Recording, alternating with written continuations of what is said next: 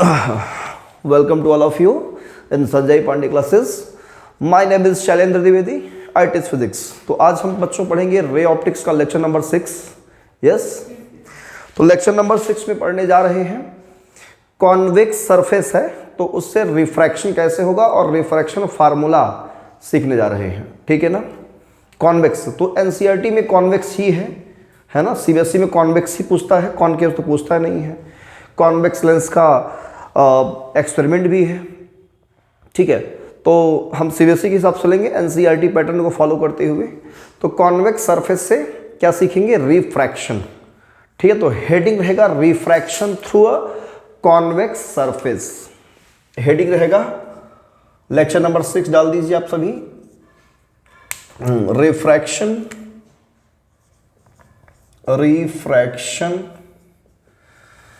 Through a convex surface.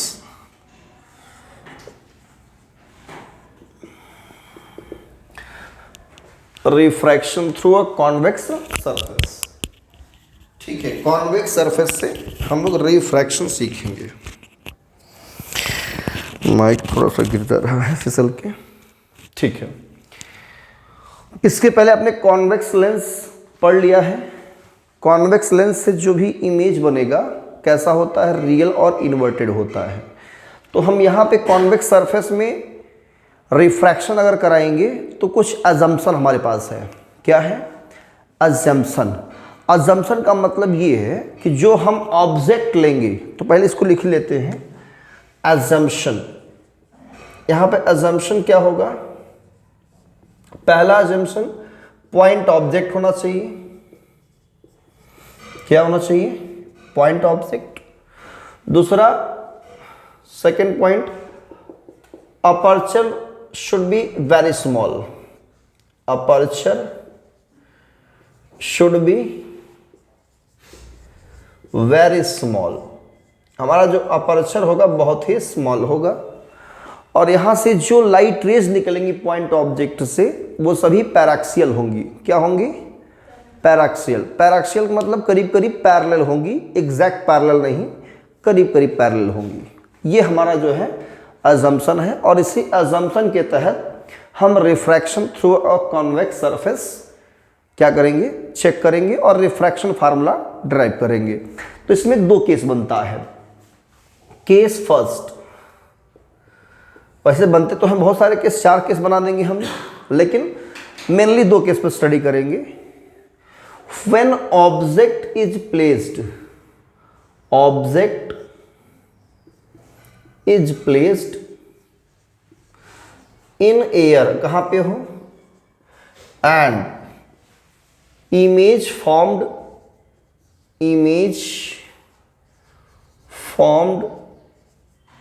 Real. क्या हो? Image formed is real.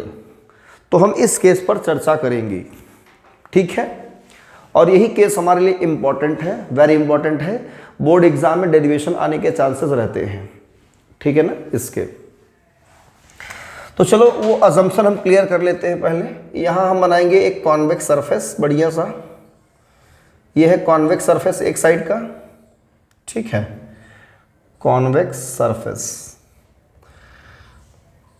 इसका नाम रखा हमने एस डैश. ठीक है, इसके मिड पॉइंट को हम लोग क्या कहते हैं? पोल कहते हैं. बोलो क्लियर है. और इसको कंप्लीट सर्कल बनाते हैं तो एक स्फीयर बनेगा, सर्कल बनेगा, और उसका सेंटर जो होगा इसका सेंटर ऑफ कर्वेचर बन जाएगा. क्लियर है ना.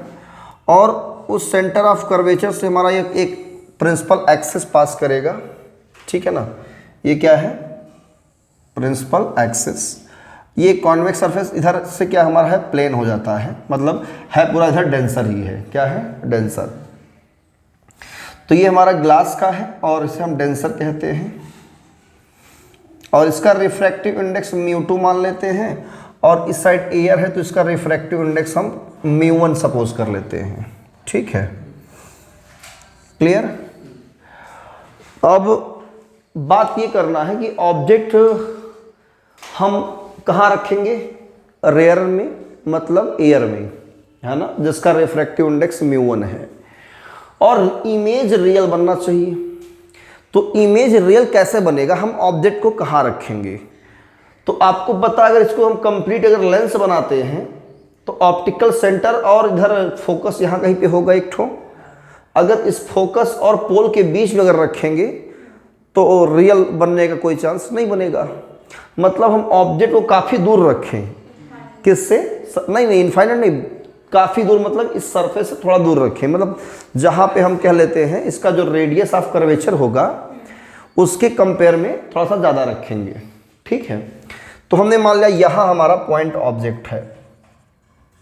पॉइंट मतलब छोटा सा ऑब्जेक्ट, छोटा सा ऑब्जेक्ट पॉइंट साइज का, पॉइंट ओ पे रखा गया है, ओ फॉर ऑब्जेक्ट।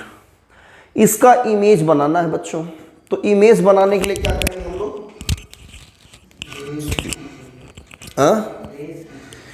इमेज बनाने कितनी लाइट रेज चाहिए? कम से कम 2 लाइट रेज चाहिए। वो कहाँ से निकलेंगी? ऑब्जेक्ट से ही लेंगे। तो ऑब्जेक्ट से 2 लाइट रेज लेंगे, एक हम क्रॉस इंसिडेंट कराएंगे और एक नॉर्मली मतलब प्रिंसिपल एक्सिस के अलोंग सेंड करेंगे, है ना। तो चलिए भेज देते हैं यहाँ से। यहाँ से एक लाइट रे ऐसे भेज दिए, ठीक है। यहाँ पॉइंट पे टकराया, इसे हमने कहा पॉइंट ए। और जो ये आपका एसपीएस डैश है ना, ये वेरी स्मॉल अपर्चर है। और जो ये लाइट ओए जा रही है ना, ये इंसिडेंट रे, ये बिल्कुल पैरेलैक्सियल है। मतलब ये लाइट पॉइंट यहाँ पे है, करीब करीब यहाँ पे इस तरह, मतलब लाइट एकदम बिल्कुल पैरेलैक्सियल है, बहुत ज़्यादा इसमें गैपिंग नहीं है। क्लियर ना? ये हमारा जो है अजम्पशन है, मतलब लाइट करीब करीब ऐसे है, एकदम बिल्कुल पैरेलल है। तो एंगल क्या बनाएगा? ये वेरी स्मॉल बनेगा एंगल। ठीक है, अच्छा, तो अब मैं इसे जूम करके दिखा रहा हूँ समझने के लिए, थोड़ा बड़ा करके। ठीक है, अब ये जहाँ पर टकराया है, यहाँ पे अगर कोई नॉर्मल ड्रॉ करेंगे तो नॉर्मल कहाँ से पास करेगा? हाँ, अगर कोई स्फीयर है, अगर उस पर नॉर्मल ड्रॉ करेंगे तो कहाँ से पास करेगा? सेंटर से। तो ये स्फीयर का पार्टी है ना, ये बोलो, तो ये कहाँ से पास करेगा? नॉर्मल ड्रॉ करेंगे तो इसके सेंटर ऑफ कर्वेचर से पास करेगा। ये तो पढ़ चुके हैं आप लोग मिरर वाले कॉन्सेप्ट में, है ना। तो कोई भी परपेंडिकुलर अगर आप ड्रॉ करेंगे कर्व्ड सरफेस पे तो उसके सेंटर ऑफ कर्वेचर से पास करेगा। क्लियर? हमेशा। और सेंटर ऑफ कर्वेचर से अगर जा रहा है तो सरफेस पे कैसा होगा? नॉर्मल होगा। तो यहां से एक नॉर्मल ड्रॉ करते हैं पहले, ऐसे। ये आपका नॉर्मल है, तो ये क्या है आपका? सी। बोलो क्लियर है? नॉर्मल CAN हो गया। इंसिडेंट रे और नॉर्मल के बीच जो एंगल बनता है उसे एंगल ऑफ इंसिडेंस कहते हैं। जब लाइट रे रेयरर, ये क्या है? रेयरर है। रेयरर से डेंसर जाती है तो बेंड होती है टुवर्ड द नॉर्मल, तो ये नॉर्मल की तरफ ऐसे बेंड हो जाएगी। क्लियर? थोड़ा सा इसको हम टेढ़ा हो गया हमारा ये इमेज।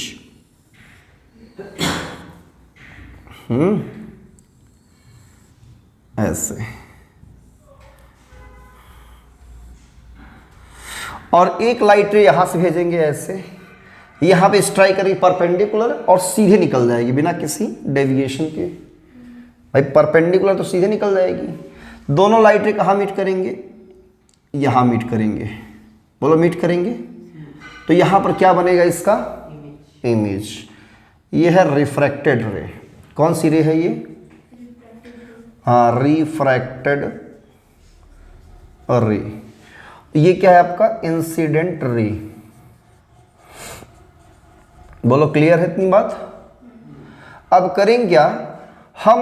ऑब्जेक्ट का जो इंसिडेंट रे है प्रिंसिपल एक्सिस के साथ एंगल कितना बना रहा है, इसे अल्फा मान लेंगे। इमेज का जो एंगल बनेगा ये रे से, वो बीटा मान लेंगे। और नॉर्मल का हम जो एंगल बनाएंगे वो गामा मान लेंगे। बोलो क्लियर है? ठीक है, तो यहां हम अप्लाई करेंगे स्नेल्स लॉ। क्या अप्लाई करेंगे? हाँ, और ऑब्जेक्ट का जो डिस्टेंस लेंगे वो हम साइन कन्वेंशन का प्रॉपर यूज करेंगे और ये लेंगे माइनस में लेंगे u। बोलो सही है? और इमेज की डिस्टेंस क्या लेंगे? +v लेंगे। और centre of curvature radius of curvature r हो जाएगा। बोलो क्लियर?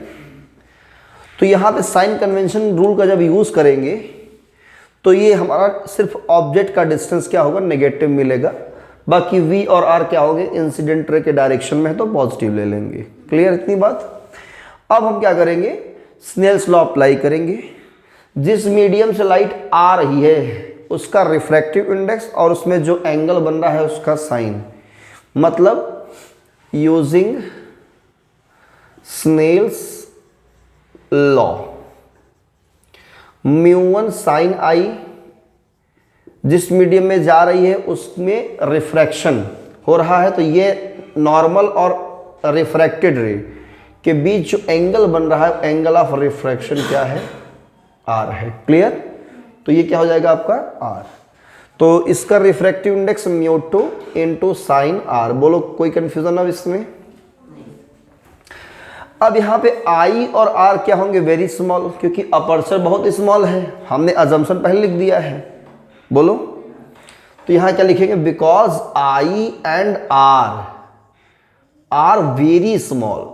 क्या है यहाँ पे, वेरी स्मॉल है। जब वेरी स्मॉल है तो साइन I अप्रॉक्सीमेटली I लेंगे और साइन R की वैल्यू सिर्फ क्या रखेंगे, R रखेंगे।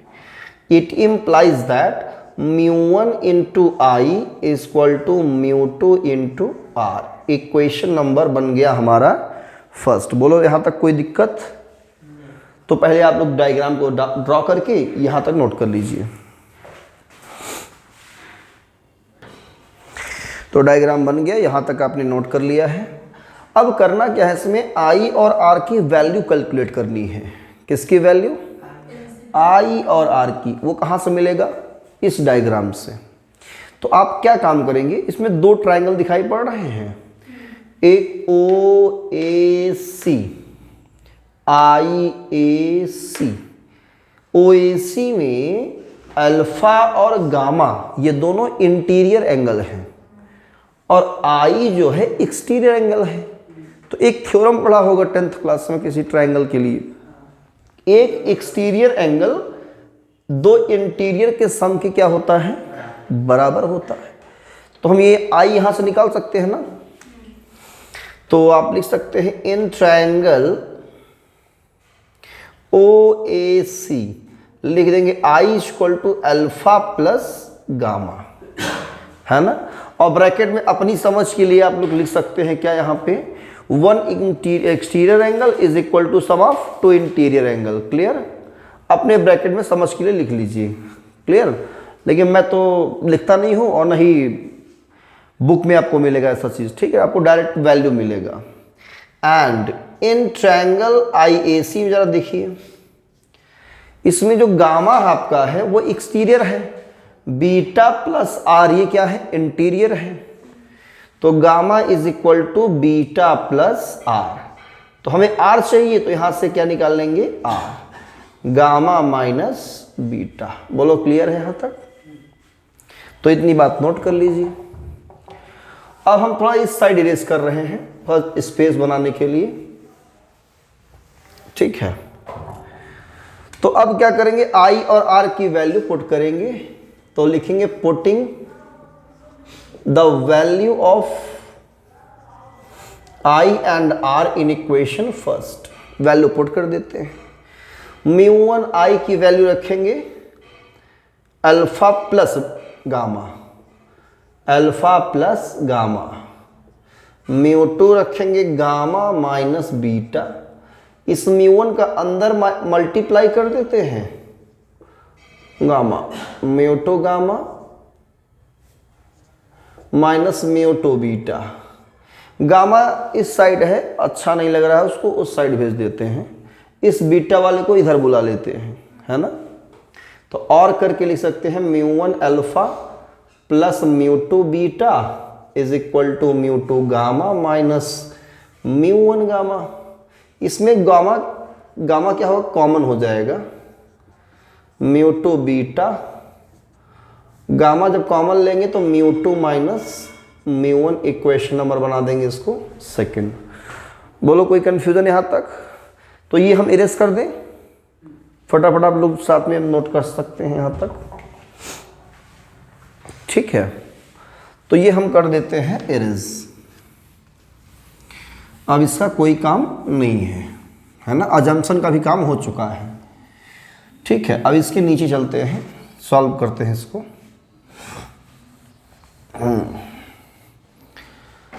अब जरा ध्यान दो, हमें चाहिए अब अल्फा बीटा गामा चाहिए, जो हमने ये लेट किया है ना।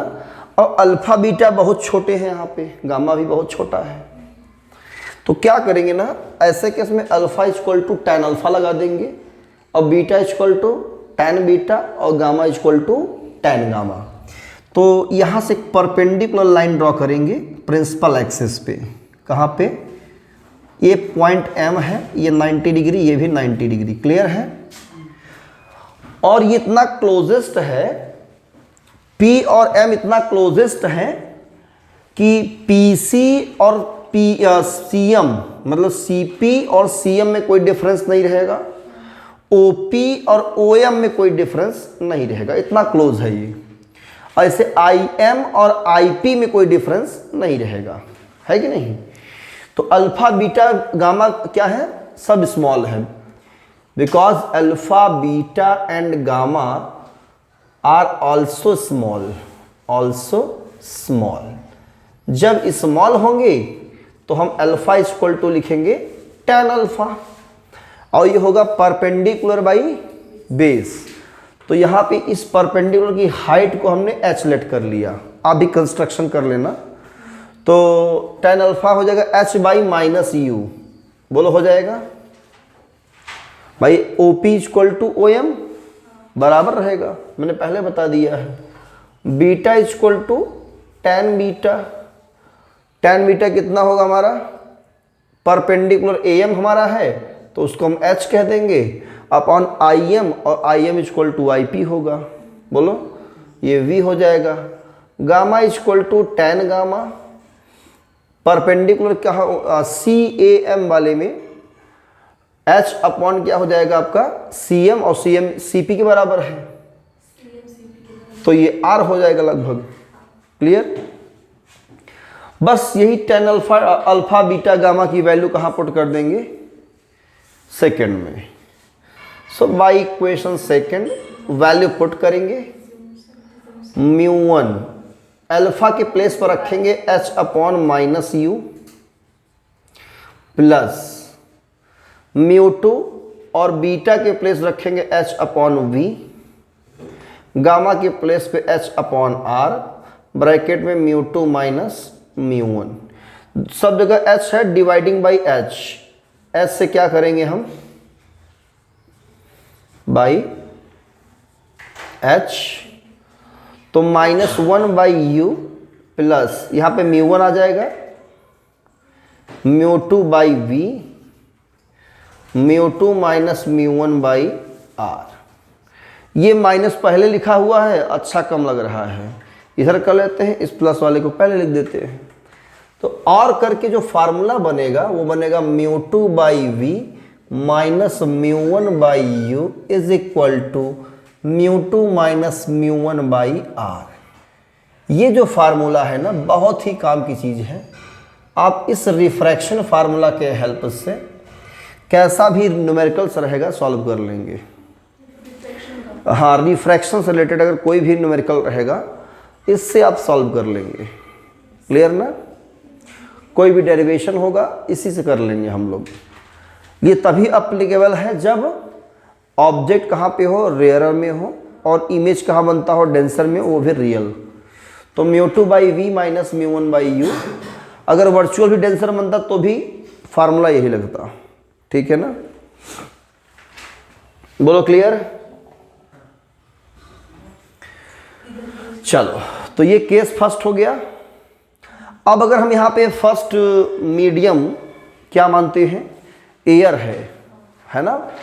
मतलब μ1 की प्लेस पे क्या रखेंगे हम? इसका रिफ्रैक्टिव इंडेक्स। अगर एयर में ऑब्जेक्ट है, if object is placed in air, तो क्या करेंगे? μ1 के प्लेस पे रखेंगे 1 और μ2 के प्लेस पे रखेंगे μ। ये हमने लेट किया यहाँ पे, तो by equation third can also be written as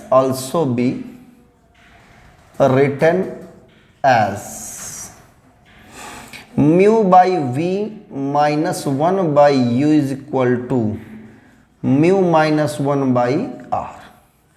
तब एयर से ये फार्मूला बन जाता है। क्लियर है? ये था केस फर्स्ट, डेरिवेशन है, नोट कर लीजिए यहां तक।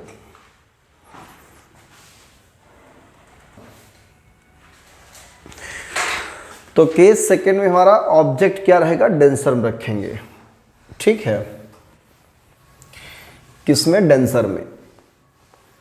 जब ऑब्जेक्ट हमारा डेंसर में हो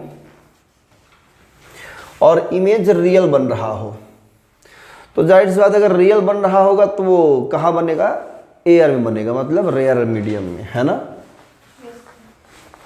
तो फिर से रे डायग्राम आपको हम दिखाएंगे और इसका डेरिवेशन आपको खुद से करना है घर पे। ठीक है, बिल्कुल जैसे हमने कराया डेरिवेशन उसी के बिहाफ पर आप कर सकती हो, बिल्कुल ठीक वही कॉन्सेप्ट अप्लाई करके। क्लियर? बस केवल साइन कन्वेंशन रूल चेंज होगा, बस यही फर्क है। मैं डायग्राम बना दे रहा हूं, आप समझ जाओगे। देखो ये आपका क्या है, कॉन्वेक्स सरफेस है। ठीक है, इसका नाम रखा एस पी एस डैश। ये प्रिंसिपल एक्सिस है आपकी। ठीक है, प्रिंसिपल एक्सिस। और यहां आपका सी है, क्या है, सी। और यहां ऑब्जेक्ट कहीं पे है। ठीक है, तो ऑब्जेक्ट से लाइट रे चलेगी ऐसे। ठीक है, ये पॉइंट है ए, यहां से नॉर्मल ड्रॉ करेंगे हम, जो कि सी से पास कर रहा है। कहां से पास कर रहा है, तो सी ए एन क्या है, एक नॉर्मल है। तो जब लाइट रे डेंसर से कहा थी रेयर, तो बेंड होती है away far from the normal. यहां पे बेंड होती है लाइट रे, और एक लाइट रे यहां से भेजेंगे इस तरह से, तो ये सीधे निकल जाएगी। दोनों कहाँ मीट करेंगे, यहां मीट करेंगे। तो ये रिफ्रैक्टेड रे है। क्लियर? ऑब्जेक्ट की डिस्टेंस क्या लेंगे हम, माइनस यू लेंगे, और radius of curvature minus R रहेगा। इमेज की डिस्टेंस क्या लेंगे, प्लस में रहेगा। बस इतना ध्यान रखना है आपको। ठीक है, ये एंगल हम मानेंगे अल्फा, ये एंगल रहेगा बीटा, और ये रहेगा एंगल गामा। ये आपका आई है, क्या है, भाई नॉर्मल और इंसिडेंट रे के बीच क्या बनता है, ये इंसिडेंट रे ही है ना। तो इंसिडेंट रे और नॉर्मल के बीच कौन सा एंगल बनता है, एंगल ऑफ इंसिडेंस। और ये है रिफ्रैक्टेड रे। रिफ्रैक्टेड रे और नॉर्मल के बीच कौन सा एंगल बनता है, एंगल ऑफ रिफ्रैक्शन आर। यहां से भी परपेंडिकुलर लाइन ड्रॉ करेंगे प्रिंसिपल एक्सिस पे, पॉइंट एम कहेंगे, इसकी हाइट एच मान लेंगे। ठीक है, तो डायग्राम तो वही रहेगा। ठीक है, अब होगा क्या, इसमें जो फार्मूला आएगा रिफ्रैक्शन फार्मूला, इसका रिफ्रैक्टिव इंडेक्स μ2 है, और इधर क्या है, एयर है। इसका रिफ्रैक्टिव इंडेक्स μ1 हमने माना है। तो फार्मूला आएगा μ1 by v minus μ2 by u is equal to μ1 minus μ2 by r. अब आपकी बार जो होगा वो इंटरचेंज हो जाएगा, किसका, रिफ्रैक्टिव इंडेक्स का। क्लियर? बस यही होगा। तो डायग्राम बना करके ये फार्मूला नोट कर लीजिए, यही फार्मूला आपका आएगा। तो इसे घर पे प्रूफ करिएगा, खुद से प्रूफ हो जाएगा। ठीक है ना, ट्राई करिएगा इसको खुद से।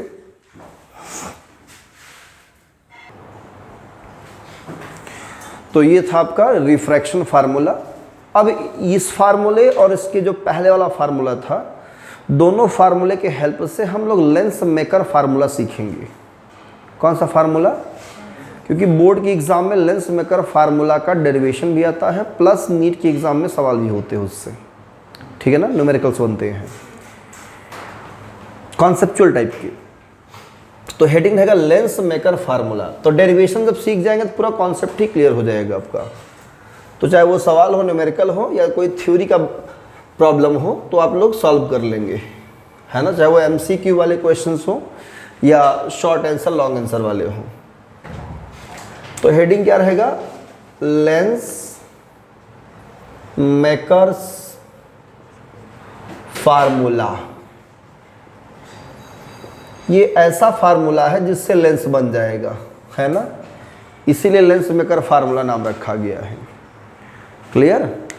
तो जो फार्मूला आएगा उससे आप लेंस का फार्मूला निकाल सकते हो। तो लेंस का फार्मूला तो पढ़ा है ना, 1/v - 1/u = 1/f, ये पढ़ लिया है। तो ये फार्मूला अगर इस फार्मूले से मिल जाए तो समझ जाइए कि वो लेंस मेकर फार्मूला है। क्लियर। मतलब लेंस बनाने का फार्मूला। लेंस कैसे बनता है, दो कर्व सरफेस से, एक इस साइड कर्व सरफेस, एक इस साइड कर्व सरफेस, दोनों ज्वाइंट हो जाते हैं तो बन जाता है लेंस, मतलब दोनों जुड़ जाते हैं। तो हम पहले रिफ्रैक्शन फर्स्ट सरफेस के लिए सीखेंगे, फिर सेकंड सरफेस के लिए रिफ्रैक्शन सीखेंगे, दोनों को जोड़ देंगे। क्लियर ना, बन जाएगा लेंस मेकर फार्मूला। तो यहाँ पर हम क्या करेंगे, एजम्पशन में वही पॉइंट ऑब्जेक्ट रखेंगे जो हम पहले लेते थे एजम्पशन, अपर्चर भी स्मॉल मान के चलेंगे। ठीक है। तो पहला काम करेंगे हम लेंस बनाएंगे बढ़िया सा। ठीक, ये है आपका लेंस, ये इसका अपर्चर है। ठीक है, मतलब जहाँ से ज्वाइंट हुए हैं दोनों। और ये आपका प्रिंसिपल एक्सिस है। क्या है, हाँ, ये ऑप्टिकल सेंटर है। ऑप्टिकल सेंटर और ये मिड पॉइंट्स, ये लगभग क्या होते हैं, बहुत पास होते हैं। क्या होते हैं, हाँ, वेरी क्लोज होते हैं। जब बहुत क्लोज होंगे ना तो हम यहाँ से डिस्टेंस नापे इधर, चाहे यहाँ से नापे इधर, बराबर होगा। और हम यहाँ से डिस्टेंस इस साइड नापे या इस मिड पॉइंट से नापे तो वो भी लगभग बराबर रहेगा। बहुत पॉइंट माइनर डिफरेंस आएगा तो कोई उसे हम नेग्लिजिबल करते हैं। ठीक है। तो इस ऑप्टिकल सेंटर को हमने नाम दिया C। क्या नाम दिया, C। और यहाँ एक पॉइंट ऑब्जेक्ट है O, इसका बनाना है इमेज। तो इसमें कितने कर्व सरफेस है, 2। ये कर्व सरफेस और एक कर्व सरफेस C। इसका रेडियस ऑफ कर्वेचर हम मान लेंगे क्या है, R1 है, और इसका रेडियस ऑफ कर्वेचर R2 है। दोनों मिल करके एक लेंस बना रहे हैं, दोनों मिल करके एक लेंस बना रहे हैं। तो पहले फर्स्ट सरफेस से क्या देखेंगे, रिफ्रैक्शन। तो एक लाइट ऐसे भेजेंगे, ऐसे, कैसे, ऐसे, यहाँ टकराया तो इसका जो नॉर्मल ड्रॉ करेंगे, नॉर्मल इधर जाएगा। बोलो, नॉर्मल किधर रहेगा, इधर रहेगा। तो रेयरर से कहाँ जा रही है, इधर क्या है, रेयरर मीडियम है जिसका रिफ्रैक्टिव इंडेक्स μ1। ये डेंसर है, ग्लास में जा रही है, डेंसर है। रिफ्रैक्टिव इंडेक्स μ2 है। इधर भी क्या है, रेयरर है और रिफ्रैक्टिव इंडेक्स μ1 है। तो जब रेयरर से डेंसर जाए तो बेंड होती है टुवर्ड द नॉर्मल, तो नॉर्मल इधर ही पड़ेगा तो बेंड हो गई, देखो ऐसे। तो ये पॉइंट A है, ये पॉइंट B है। तो इसमें OA इंसिडेंट रे है और AB रिफ्रैक्टेड रे है।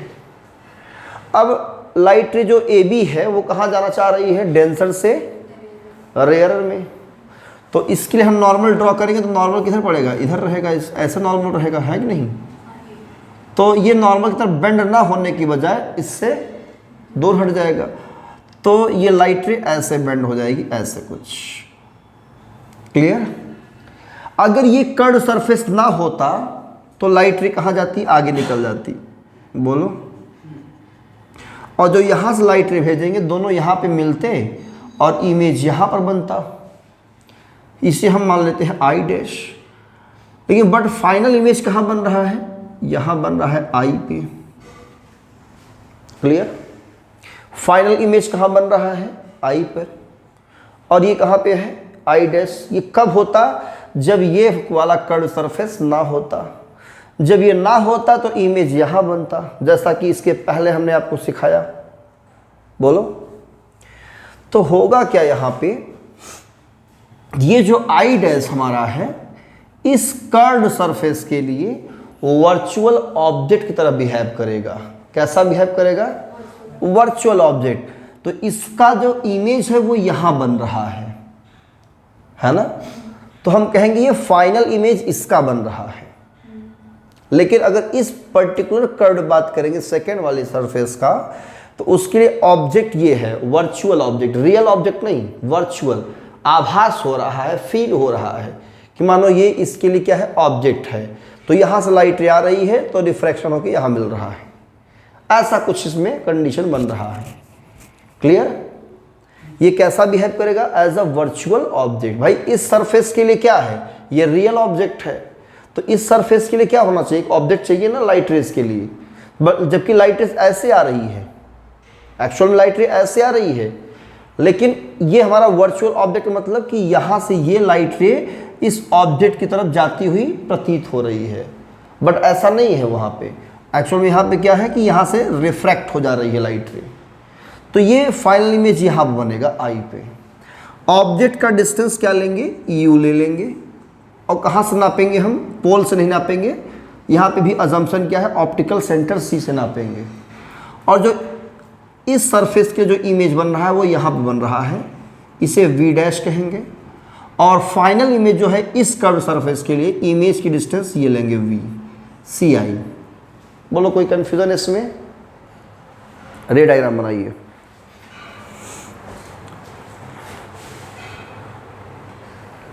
तो रे डायग्राम आपका बन गया है। तो यहाँ पे हम फर्स्ट सरफेस के लिए रेडियस ऑफ कर्वेचर क्या मानेंगे? R1 और सेकेंड सरफेस के लिए R2। फॉर फर्स्ट सरफेस के लिए रेडियस ऑफ कर्वेचर क्या लेंगे? R1 लेंगे। और रेयरर टू डेंसर जा रहा है, ये रेयरर टू डेंसर। तो रिफ्रैक्शन फार्मूला μ2/v। तो v के प्लेस पे यहाँ क्या रखेंगे हम? v डैश लेंगे। v dash minus μ1/u is equal to μ2 minus μ1/r1। बोलो क्लियर? भाई पहले सरफेस के लिए इमेज की डिस्टेंस कहाँ होगा? v डैश लेंगे। क्लियर? ऑब्जेक्ट डिस्टेंस u लेंगे। For second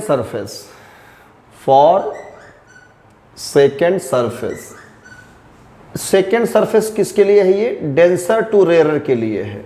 denser to rarer. जब डेंसर से रेयरर जा रहा है तो रेडियस ऑफ कर्वेचर क्या लेंगे हम? R2 लेंगे। ऑब्जेक्ट की डिस्टेंस v डैश रखेंगे और फाइनल इमेज तो v पर ही बन रहा है ना? तो ये हमारा u क्या है? v डैश मतलब वर्चुअल ऑब्जेक्ट की तरह बिहेव करता है, वर्चुअल ऑब्जेक्ट। मैं शॉर्ट में से लिख दे रहा हूं, आप लोग नोट कर लीजिएगा इससे। ठीक है? तो डेंसर रेयरर के लिए क्या होता है? μ1/ क्या होता है बेटा? v होता है। बोलो माइनस μ2/u। तो u के प्लेस में रखेंगे v डैश बराबर μ1 माइनस μ2 अपॉन R2 कर देंगे। That's it, equation number second. यहां तक कोई कंफ्यूजन नहीं। तो इतना काम पहले कर लेंगे। तो दोनों को जोड़ा गया है आपस में, तो हम इक्वेशन को भी क्या करेंगे? जोड़ेंगे, ऐड करेंगे, है ना? तो क्या करेंगे? On adding equation first and second add करेंगे। ध्यान देख दीजिए, μ2/v डैश प्लस में है और ये किस में है? माइनस में है। तो कैंसिल हो जाएगा। तो मैं एक स्टेप लिख देता हूँ, नहीं तो आपको कन्फ्यूज़न होगा। μ2/v dash minus μ1/u plus μ1/v minus μ2/v dash, μ2 minus μ1 upon R1 और प्लस μ1 माइनस μ2 अपॉन R2। बोलो क्लियर है? ये प्लस माइनस कैंसिल होगा और जो ये प्लस वाला इसको पहले लिखेंगे, इसको बाद में। μ1/v माइनस μ1/u, इसमें हम माइनस कॉमन ले लेंगे तो μ2 माइनस μ1 अपॉन R1 माइनस यहाँ पे μ2 माइनस μ1 बाई R1 R2 हो जाएगा। दोनों में μ1 कॉमन ले लेंगे, 1 by v minus 1 by u is equal to μ2 minus μ1 यहाँ पे कॉमन हो जाएगा और बचेगा ब्रैकेट में 1 by R1 minus 1 by R2।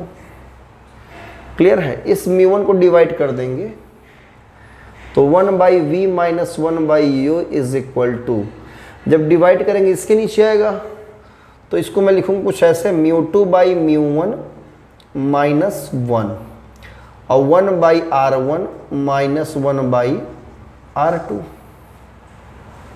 Clear है? तो ये मिलेगा। ठीक है।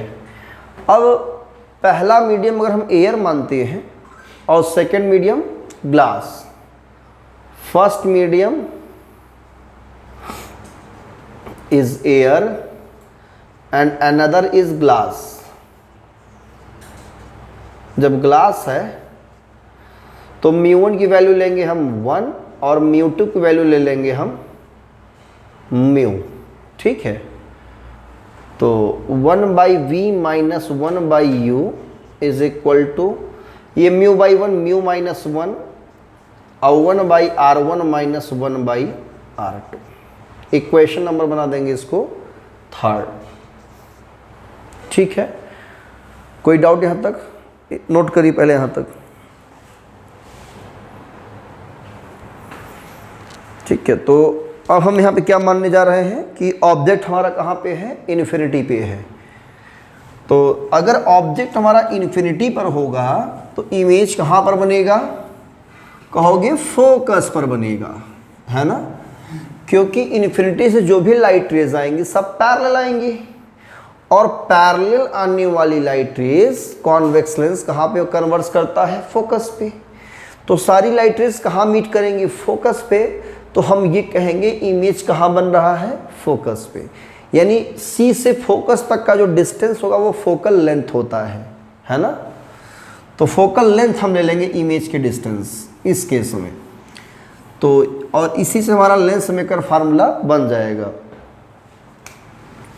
If u is equal to, आपने लिखा होगा ना u इन्फिनिटी, दैट इज करके लिखिएगा आप लोग, that is u is equal to infinity, है ना? Then v is equal to क्या होगा? Focal length. तो by equation third 1 by f minus 1 by infinity mu minus 1 into 1 by R1 minus 1 by R2। 1 by infinity 0 तो 1 by F कितना जाएगा? Mu minus 1 और 1 upon R1 minus 1 by R2। यही है आपका lens maker formula, equation number 4। ठीक है ना? वैसे तो आ गया था आपका यहीं पर ही, लेकिन हम क्या कर रहे हैं? फोकल लेंथ के टर्म्स में निकाल रहे हैं। तो ये आपका आ जाएगा 1 by f equal to mu minus 1 और 1 by R1 minus 1 by R2। यही है लेंस मेकर फार्मूला। तो नीचे क्या लिख देंगे? फटाफट नोट कर लीजिए। This is lens makers formula. ठीक है, फार्मूला, ये लेंस मेकर फार्मूला है। नोट कर लिया? हाँ, जल्दी नोट करिए इसको।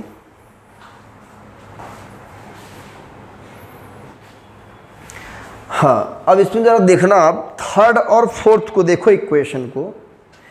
इसका राइट हैंड साइड, इसका भी राइट हैंड साइड क्या है? इक्वल है। तो लेफ्ट हैंड साइड क्या होंगे? आपस में इक्वल होंगे, है ना? तो third and fourth 1 by v minus 1 by u is equal to क्या कह सकते हो? 1 बाई एफ। अब ये क्या है आपका? This is lens formula. Good, ये लेंस फार्मूला है। ठीक है ना? तो ये हमारा है लेंस मेकर फार्मूला। मतलब लेंस मेकर फार्मूला से हमने लेंस फार्मूला बना दिया। इसका मतलब ये है कि ये फार्मूला हमारा सही है ना? तो जो लेंस मेकर फार्मूला आया है वो करेक्ट है। ठीक है। अच्छा, ये जो पूरा एक्सपेरिमेंट हमने किया, जो ऑब्जर्वेशन किया, कैलकुलेशन किया, अब ये पूरा का पूरा सेटअप, पूरा ऑब्जर्वेशन अगर किसी ऐसे मीडियम में हो रहा हो जिसका रिफ्रैक्टिव इंडेक्स एयर के रिफ्रैक्टिव इंडेक्स से ज़्यादा हो, मतलब लिक्विड में किसी रखा गया हो, है ना, तो इस म्यू के प्लेस पे हो जाएगा रिलेटिव रिफ्रैक्टिव इंडेक्स। ठीक है ना। तो पैराग्राफ चेंज करके इसमें इसके नीचे क्या लिखेंगे, if lens is placed in a liquid, lens कहाँ प्लेस हो, इन अ लिक्विड, है ना, then lens maker formula can be written as, can be written as 1/f L mu G, यह है लिक्विड के रेस्पेक्ट में ग्लास का refractive index -1, और ये 1/r1 माइनस क्या हो जाएगा 1/r2। बोलो क्लियर। अब L म्यू जी तो निकाल ही सकती हो, L म्यू जी ये निकाल सकते हो mu g by mu l से, मतलब एयर के रेस्पेक्ट में ग्लास का रिफ्रैक्टिव इंडेक्स अपॉन एयर के रेस्पेक्ट में लिक्विड का रिफ्रैक्टिव इंडेक्स। क्लियर। तो एल म्यू जी ऐसे निकल जाएगा, और एल म्यू जी निकालने के बाद यहां पुट कर देंगे, आपका आंसर आ जाएगा। ठीक, अब कोई कंफ्यूजन इसमें नहीं है। तो जब सेटअप एयर में था तो वो था फार्मूला पहले वाला, मतलब ये, और जब लिक्विड में रखेंगे तो ये फार्मूला बन जाएगा, और एल म्यू जी हम अलग से कैलकुलेट कर लेंगे। ठीक, ज़्यादा सोचने की ज़रूरत बिल्कुल नहीं है। ठीक है। हाँ, तो ये जो फोकल लेंथ निकाला जा रहा है वो कॉन्वेक्स लेंस का ही निकाला जा रहा है। ठीक है। अब हम करेंगे इसको इरेज। तो ये था lens maker formula, refraction formula सीख लिया। अब हम लोग सीखेंगे पावर ऑफ लेंस क्या होता है ना। तो हेडिंग रहेगा पावर ऑफ लेंस। ठीक, हेडिंग लगा दीजिए पावर ऑफ लेंस। आपको पता है कि कॉन्वेक्स लेंस को हम लोग क्या कहते हैं, बुलाते हैं कन्वर्जिंग लेंस। Very good. कुछ लोग सोच रहे हैं कन्वर्जिंग क्या होता है है ना। कन्वर्जिंग मतलब जो कन्वर्ज करता हो, एक जगह इकट्ठा करता हो, है ना, उसे कन्वर्जिंग कहते हैं। और जो लेंस फैलाता हो, डाइवर्ज करता हो लाइट रेस को, उसे डाइवर्जिंग लेंस कहेंगे। तो ये जो एबिलिटी है, एबिलिटी मतलब कन्वर्ज करने की या डाइवर्ज करने की, भाई हम दोनों बात कहेंगे मिला करके। भाई कॉन्वेक्स का भी डिफिनीशन इसी में इन्वॉल्व करेंगे और कॉनकेव के लिए भी। ठीक है। तो जो लाइट रेज है वो कन्वर्ज अगर कर रहा है तो कितना ज़्यादा कन्वर्ज कर रहा है, उसी की एबिलिटी का जो मेजरमेंट है उसी को हम लोग कहते हैं पावर ऑफ लेंस, है ना। Measurement of ability of converging और डाइवर्जिंग बाय अ लेंस। लिखिए definition, the measurement of ability, the measurement of ability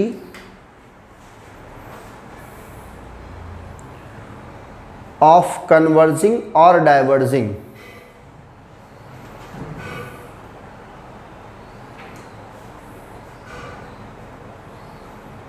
लिखा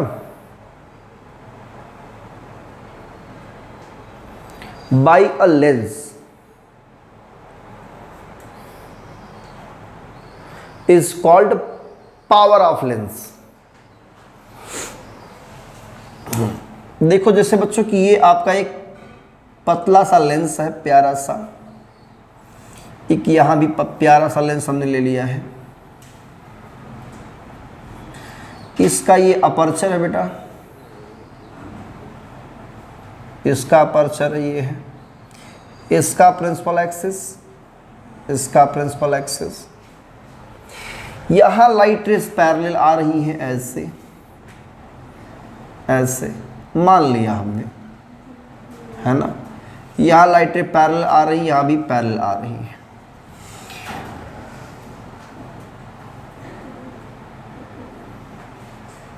ये फोकस है, इस लेंस को नाम दिया L1, इसे नाम दिया L2।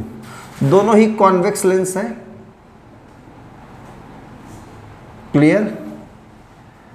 ये फोकस F1, ये फोकस F2। अब जरा ये बताइए, इन दोनों लेंस में L1 और L2 में कोई आपसे पूछे किसका पावर ज़्यादा होगा तो क्या बताएंगे? L1 का पावर ज़्यादा है। Good, exact. मतलब ये ज़्यादा कन्वर्स कर रही है और ये कन्वर्स कम कर रही है। तो जो जितना ज़्यादा कन्वर्स करेगा उसका पावर ज़्यादा होगा, जो कम कन्वर्स करेगा उसका पावर कम होगा, है कि नहीं। ऐसे ही हम कॉनकेव में अगर देखें, ये आपका क्या है? कॉनकेव लेंस है ना, L1 लेंस। ये लाइट रे पैरेलल स्ट्राइक कर रही है यहाँ पे, और ये कन्वर्ज ऐसे कर रहा है और ये कन्वर्ज ऐसे कर रहा है। दोनों को पीछे खींचते हैं जब, तो इस पॉइंट पे अपीयर टू मीट करता है, वही लेंस L1 है। एक दूसरा लेंस है L2, लाइट रे पैरेलल आ रही है, कन्वर्स किया ऐसे, पीछे जब खींचते हैं तो यहां कहीं अपीयर टू मीट कर रहा है F2, ये F1। ठीक है, तो आप दोनों में देख कर बताएंगे ये डाइवर्जिंग ज़्यादा कर रहा है, ये मोर डाइवर्जिंग, मोर डाइवर्ज लिख देते हैं, डाइवर्ज। ठीक है, लेस डाइवर्ज, है ना। ये मोर कन्वर्ज, ये लेस कन्वर्ज। तो आप यहां देख रहे हैं जिसका पावर ज़्यादा है उसका फोकल लेंथ क्या है? कम है, और जिसका पावर कम है ना, तो आप कर सकते हो because here power of lens first ज़्यादा है एज कंपेयर टू सेकेंड वाले दोनों के लिए। इट इम्प्लाइज दैट हम कह सकते हैं फोकल लेंथ क्या है? पहले का कम है एज कंपेयर टू सेकेंड वाले का। इसका मतलब पावर अगर आपको ज़्यादा चाहिए तो कम फोकल लेंथ लीजिए, है ना, मिनिमम फोकल लेंथ। हम कह सकते हैं hence power of lens is inversely proportional to focal length, proportional inversely INVERSELY होती है ना, proportional to its focal length, focal length की इनवर्सली प्रोपोर्शनल होती है, that is P proportional to 1/f। Equal करेंगे, कांस्टेंट लेंगे K 1/f। K की value हम लेते हैं 1 बाई एक्सपेरिमेंट, तो P इक्वल टू आता है 1/f। F ये तब यूज़ करेंगे जब F हम किस में लेंगे? मीटर में, और P इक्वल टू होता है 100/f, ये तब यूज करेंगे जब सेंटीमीटर में। ठीक है, कैसे पता लगाएं डाइवर्स कौन कर रहा है? इसको आगे हम एक्सटेंड कर देंगे, तो ये एंगल बना रहा है θ1 और ये एंगल बना रहा है θ2। तो यहाँ θ1 क्या है? बड़ा है θ2 से। ऐसे यहाँ भी ये θ1 θ2, क्लियर? θ1 बड़ा है θ2 से, मतलब मोर कन्वर्ज या मोर डाइवर्ज। θ2 लेस है, मतलब लेस कन्वर्ज लेस डाइवर्ज। तो ये हमारा कॉन्सेप्ट निकल के आता है, ठीक है। अच्छा, इसकी SI यूनिट क्या होगी पावर की? SI unit of power of lens is पर मीटर। क्या लिखेंगे? पर मीटर, या इसी को मीटर इनवर्स या डायोप्टर कहते हैं। इसी को डायोप्टर को D से डिनोट करेंगे, ठीक है ना? किससे? D से। नोट कर लीजिए।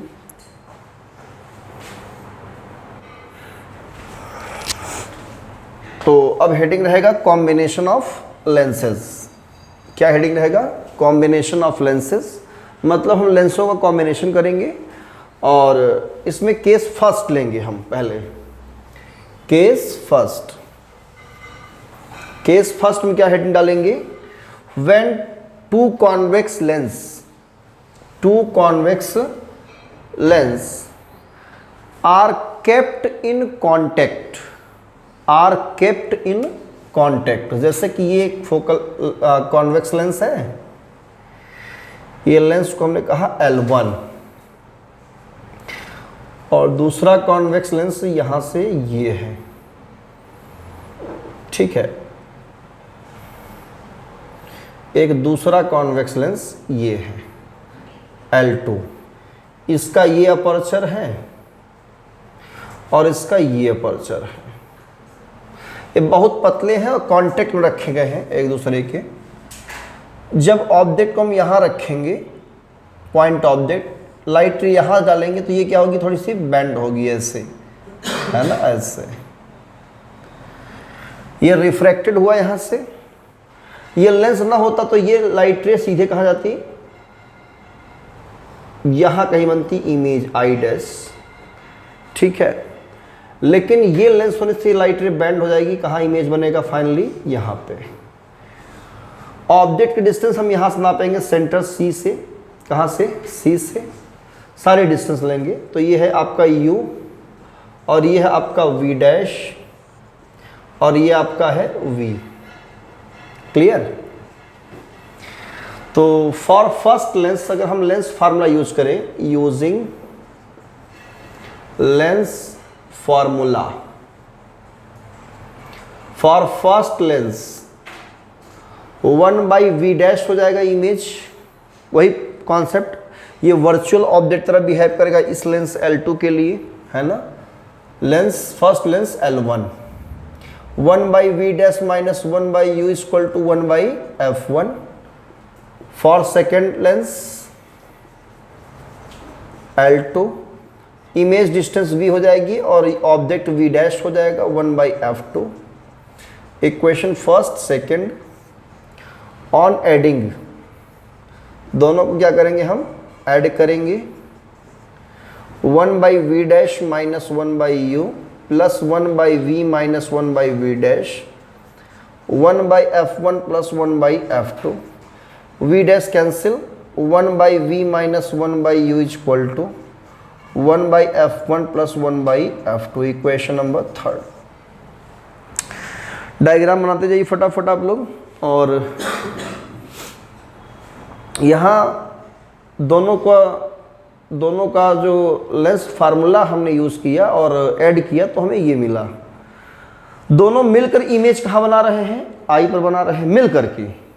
अगर इन दोनों को हटा करके एक ऐसा लेंस रखें जो इमेज यहीं पर बनाए, अकेले इमेज बनाए, है कि नहीं?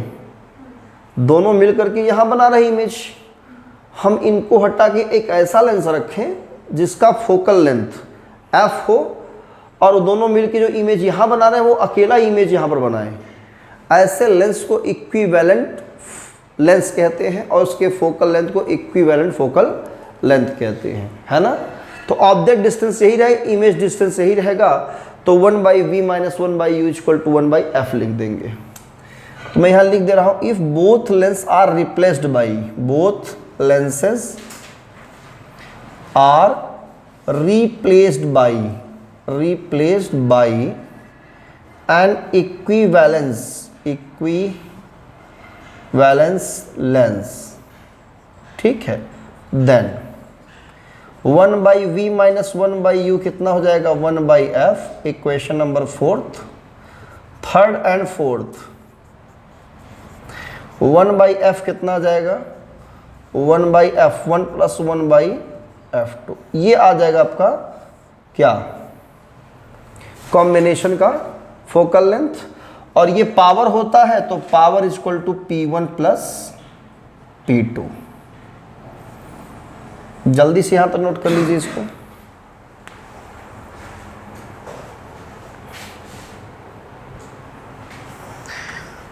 चलिए केस सेकंड में क्या रहेगा, अब हम क्या करेंगे, एक कॉन्वेक्स लेंगे एक कॉनकेव लेंगे।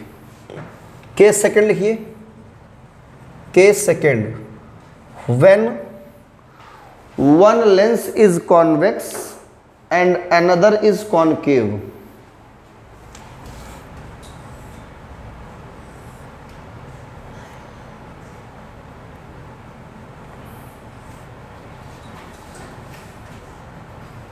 क्या लिखा, when one lens is convex and another is concave, ये L1 और ये है L2, ये इसका अपर्चर ये इसका aperture, principal axis optical centres इसके, इसका फोकल लेंथ प्लस में रहेगा और इसका फोकल लेंथ नेगेटिव रहेगा, तो डायरेक्टली फार्मूला लिख देंगे क्या, equivalent focal length, equivalent focal length कितना होगा 1/f equal to 1/f1 minus 1/f2 and power of lens power P equal to P1 minus P2, ये हो जाएगा, ठीक है। जल्दी से इसको नोट कर लीजिए केस सेकंड में, तो केस सेकंड का डेरिवेशन इंपॉर्टेंट नहीं है, ठीक है, और केस थर्ड में लिखाने जा रहा हूँ, इस साइड इरेज कर दें, केस सेकंड नोट कर लीजिए डायग्राम बना करके।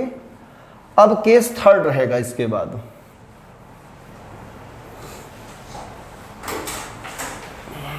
केस थर्ड, केस सेकंड में डेरिवेशन इंपॉर्टेंट नहीं है, ठीक है, केस फर्स्ट का डेरिवेशन इंपॉर्टेंट था, ठीक है। केस थर्ड इसमें लिखेंगे case third when two convex lenses